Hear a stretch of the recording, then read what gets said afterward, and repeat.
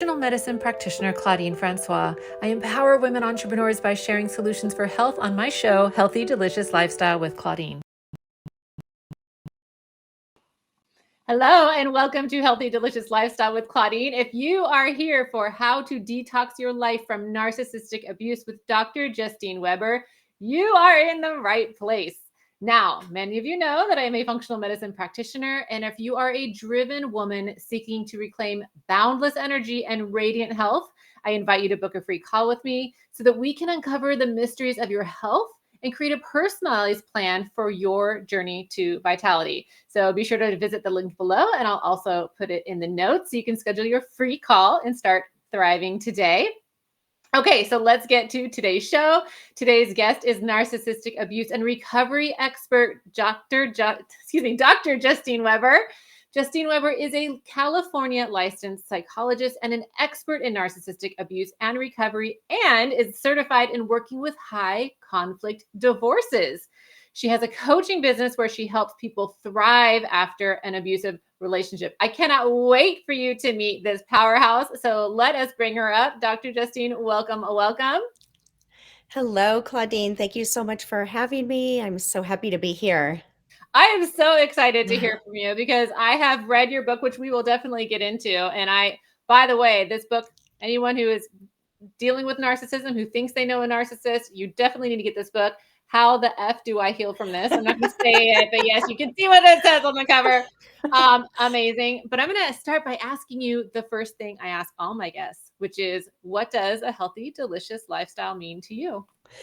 Gosh, I think it really is kind of this balance. If you almost envision like a pie chart, trying to even out even slices of, self-care, friendships, intimacy, finding purpose and meaning, a career, maybe like spirituality, just overall a balance of, am I taking care of myself in every which way, mentally, socially, physically, spiritually? I'd have to say people are really good at identifying which areas. Um, are not even and balanced. Oftentimes people work too much and they don't hang out with their friends enough, or they haven't been to the gym or gone for a walk or, anything like, or done a yoga class for 2 months, or they spend way too much time with people that, are not healthy for them, and not enough time with, the self-care. And for the record too, I just want to clarify, self-care is not getting our nails done, or getting our hair done. That's very important, trust me, but self-care is really about like this, psychologically and emotionally self-care. So examples of self-care is really like seeing a therapist, hiring a coach, going to a group, reading a good self-help book, doing a meditation, going to yoga, anything where we just kind of connect and find that, internal balance. So the beauty stuff is very important, but that doesn't really fall in the category of real self-care. Oh my goodness, those are such great examples. And thank you for that reminder. I love the reminder of balance in our lives because, and the pie chart example is great, right? Because you can visualize, where am I spending so much of my time? So thank you for that. Awesome. I want to get to your tips. Your tips are so good. So your first tip, your healthy and delicious lifestyle share, is embrace, rest, and balance. And you touched on this a little bit, but can you go into a little bit more depth about what you mean by embrace, rest, and balance? Yeah. So, rest and balance. I'm a huge fan of going to bed early. I know some people, again, our nervous systems, we're all wired a little bit differently. Some people just kind of wake up at nighttime. But studies show that, this quality sleep we get, I think it's before midnight, is so much more nourishing and, positively impacts the body than when we go to bed past, 12. And so getting into that routine of like, setting the clock in our nervous system of like 9 p.m., I'm going to start thinking about going to bed, brushing my teeth, reading a book, whatever that is, just, that structure. I'm finding that balance, going back to the pie chart of like, write it out too. we're typically very visual people. So if you have to draw out a pie chart, begin to estimate what the percentage is that you put into your work. Is it maybe 60% of your time and energy? That's too much. How much are you putting into your children, to your family, to your friendships? Um, don't overwork yourself. I don't know if it's just the clients I work with, but they tend to be a bit on the OCD perfectionist side, which has its own good things. But in terms of health and rest and relaxation and balance, it's not. And so trying to like go from perfectionism to like maybe something more in the middle. If you don't get everything done on your checklist, guess what? It's okay. It's going to be there tomorrow morning. If you don't finish that report, guess what? It's going to be there and it's okay. Yes. Be more like average instead of perfect. Perfect does not exist, or when it does exist, it's at a cost to you. Yes. I have a friend who says perfect is gross. This is her catchphrase. Kirsten Lita, shout out to you. This is her catchphrase. I'm not taking it for my own. Perfect is gross. I love what you said about sleep, because in functional medicine, we have learned that every hour of sleep before midnight is worth 2 hours after midnight. So Interesting. what you said was spot on with that. And I do have clients who have trouble getting to sleep, who have trouble winding down. And that's usually an issue with circadian rhythm, because they've been under high stress for long periods of time, and their cortisol regulation is off. And so we have to work to help them be able to get to sleep at a decent time and Right. reset their circadian rhythm. Sometimes it could be parasites. Sometimes it could be that they need something to help them fall asleep. Tart cherry juice is a great example that helps stimulate your melatonin naturally. It could be lots of things. But yes, getting that good quality sleep is so important. And as to touch on your second point, I think as a culture, we really do negate or almost downplay or even poo-poo the need for sleep. When I was in corporate, it was like, oh, I got by in 4 hours. Like, this was the thing people were Yeah. crowing about. Oh, I can get by in 4 hours a night. I'm like, I need 8 or 9. Thank you Yeah. very much. It's seen as like a virtue, like, oh, I can Mhm. just get everything done. I'm on autopilot, but it's just, you have to have that balance. But to your point about the sleep, I also encourage my clients who have issues falling asleep. It's usually falling asleep, not staying asleep. I notice is Mm, typically the pattern. But when you first wake up in the morning, go outside and just kind of not look at the sun, but just get the sun on your face, even if it's like 10 minutes. yes. But that's a really easy way to kind of set the clock. And then I think it's like a 12-hour window when the sun hits your face. I have no idea. I probably read that somewhere, but I have noticed that's helpful for Yes, such people. great tips. I want to get to your second tip, which is cultivate supportive relationships. And as I mentioned, so much more is in Dr. Justine's book. So if you want to learn more about all of the things we're talking about, please do get her book. So let's talk about, how do you cultivate supportive relationships? What does that mean adding? What does that mean taking away? It's a great question. Bad relationships, toxic relationships, we know this, they are bad for our bodies. They're bad for our longevity. It's bad for our self. It's bad for our brains. And when we are away from it, we feel better almost immediately. It's really kind of crazy, but a lot of clients I work with, not everyone can go the no contact. Mm, Um, Very rarely. However, for some of my clients where it was a dating like relationship, when they did the no contact of, I'm talking social media, phone calls, everything, completely blocked out this person where they were not getting any triggers. They immediately started to feel better. Their mm, body, they started to notice a noticeable improvement on with energy, ability to concentrate, focus, remembering things, just like feeling good in the morning instead of just feeling so crappy. And so this is proof how bad toxic relationships are for us. If you imagine, like, I use the analogy, if you had a swimming pool filled full of drinking water, how many drops of very toxic oil would it take to drop into the swimming pool of drinking water before it would be unhealthy for you to drink it? Would it be mm. 3 drops? Would it be 25? It's all bad. It's just, there's like a degree of it. And so, being able to discern what healthy is and what bad is and dysfunctional. And so drawing in those people in your life where you notice that you feel good around them. There's Mm. that level of trust. There's it's like effortless. You feel calm, you feel good about yourself. You don't feel criticized, you don't feel judged, you don't feel like it's confusing, you don't feel drained. That's another thing. Like, do I feel drained when I'm every time I talk to this friend, I just feel like a vacuum came in and just sucked all the energy out of me.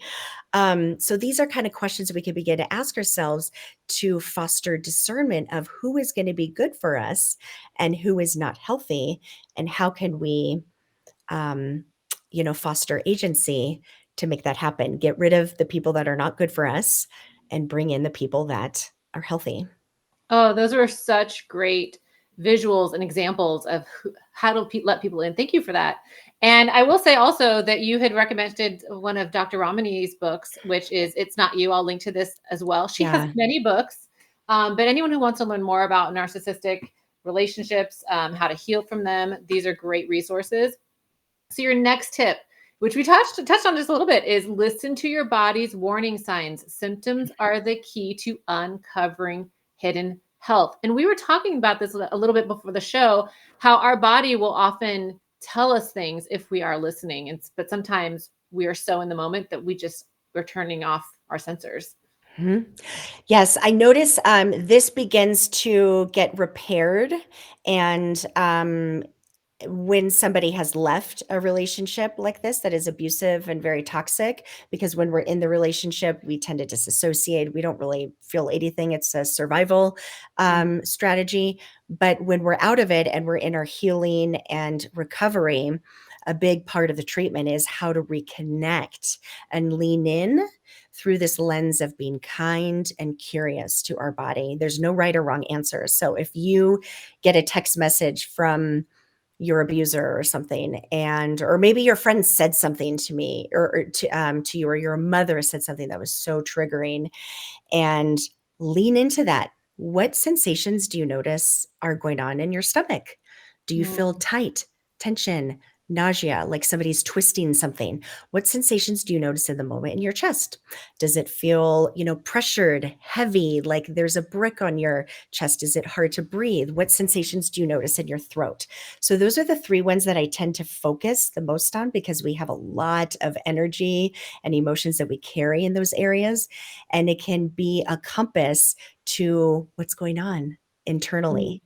Our throat, we tend to, it's a lot of sadness, like when you like remember something or somebody said something to you where you get choked up and you feel that knot and maybe it's restricted.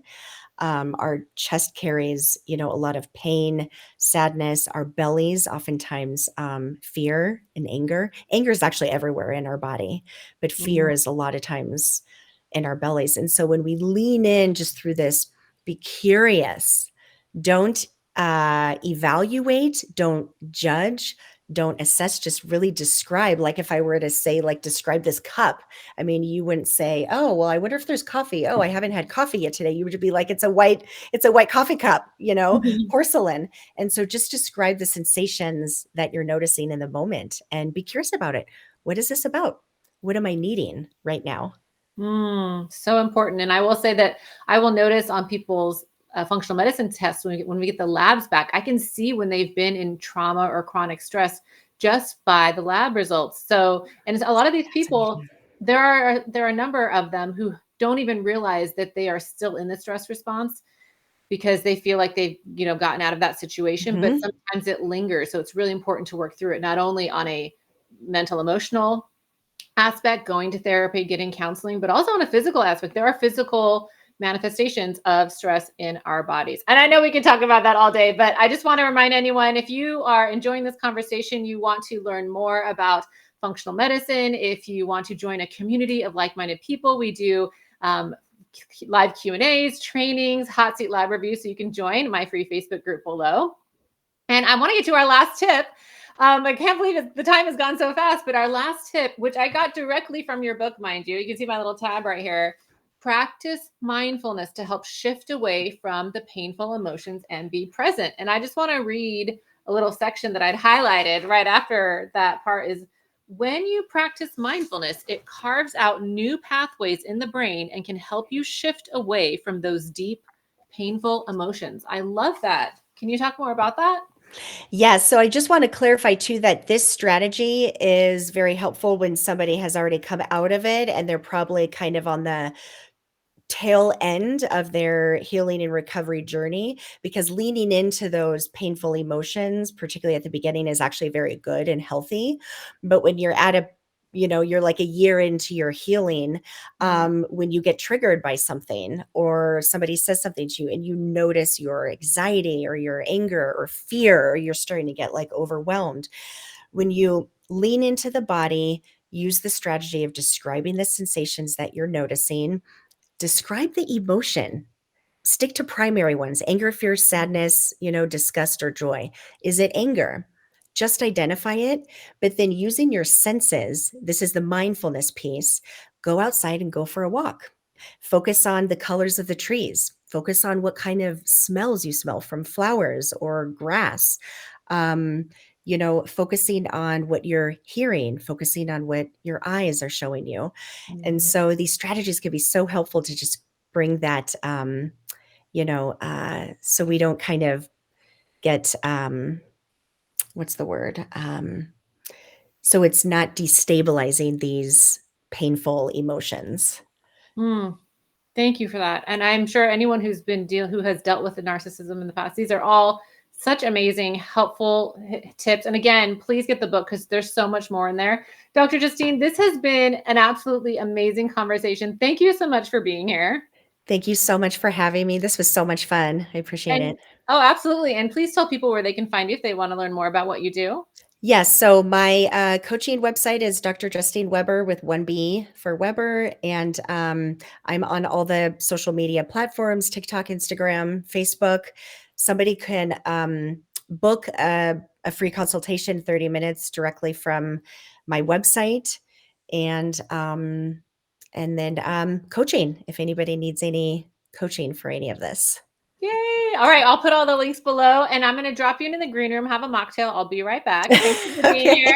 Thank you. See you Oh soon. my goodness, was that not amazing? I hope you got as much out of that as I did. Thank you so much for joining us. And I want to remind you, how are you going to create a healthy, delicious lifestyle for yourself today? And in the meantime, be sure to join us next Monday at 9 a.m. Pacific or 11 a.m. Central. And be sure to have a healthy, delicious lifestyle.